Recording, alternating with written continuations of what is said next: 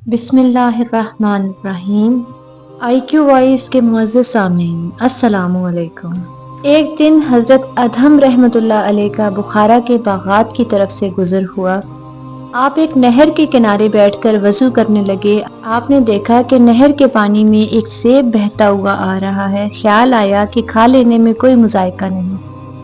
چنانچہ آپ نے وہ سیب اٹھایا اور کھا لیا۔ جب کھا چکے تو دل میں یہ وسوسہ پیدا ہوا، میں نے سیب کے مالک سے اجازت نہیں لی اور ناجائز طریقے پر کھا لیا۔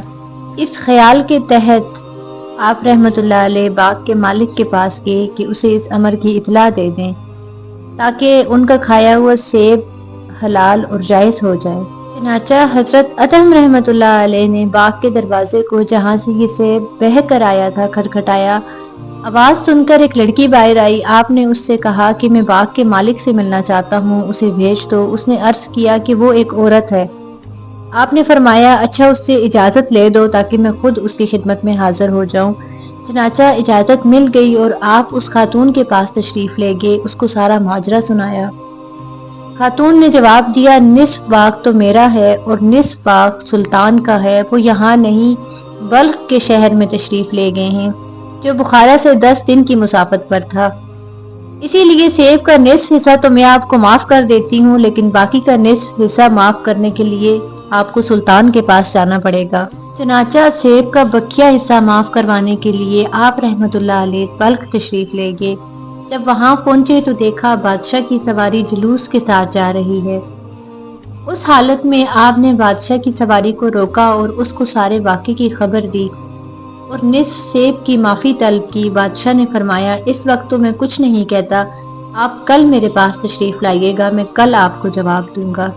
بادشاہ کی بیٹی ایک حسین و جمیل لڑکی تھی۔ بہت سے شہزادوں کی نسبت اس کے لیے پیغام آ چکے تھے، لیکن شہزادی کا باپ یعنی بادشاہ انکار کر دیا کرتا تھا، کیونکہ لڑکی عبادت گزار اور نیکوکاروں کو دوست رکھتی تھی۔ اسی لیے اس کی یہ خواہش تھی کہ دنیا کے کسی پرہیزگار اور زاہد انسان سے اس کا نکاح ہو۔ جب بادشاہ محل میں واپس آیا تو اپنی لڑکی سے ادھم کا سارا واقعہ بیان کیا اور کہا، میں نے ایسا پرہیزگار شخص آج تک نہیں دیکھا جو صرف نصف سیب حلال کرنے کے لیے بخارا سے آیا ہے۔ جب اس لڑکی نے یہ کیفیت سنی تو نکاح منظور کر لیا۔ دوسرے دن ادھم رحمۃ اللہ علیہ بادشاہ کے پاس آئے تو اس نے ان سے کہا، جب تک آپ میری لڑکی کے ساتھ نکاح نہیں کریں گے تو آپ کو نصف سیب معاف نہیں کیا جائے گا۔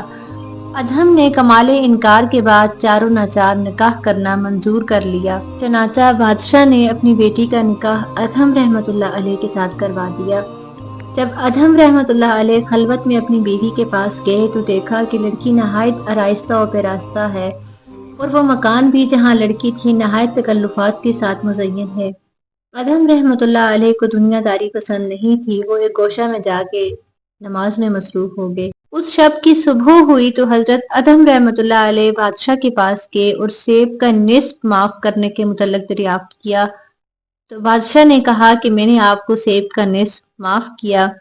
یہ سننا تھا کہ آپ رحمۃ اللہ علیہ نے غسل کیا، نماز پڑھی اور چیخ مار کر مصلے پر سجدے کی حالت میں گر گئے۔ لوگوں نے دیکھا کہ حضرت ادھم رحمۃ اللہ علیہ کی روح پرواز کر چکی تھی۔ اللہ رب العزت نے حضرت ادھم رحمۃ اللہ علیہ کی بیوی کو ایک چاند سے بیٹے سے نوازا جو حضرت ابراہیم رحمۃ اللہ علیہ تھے۔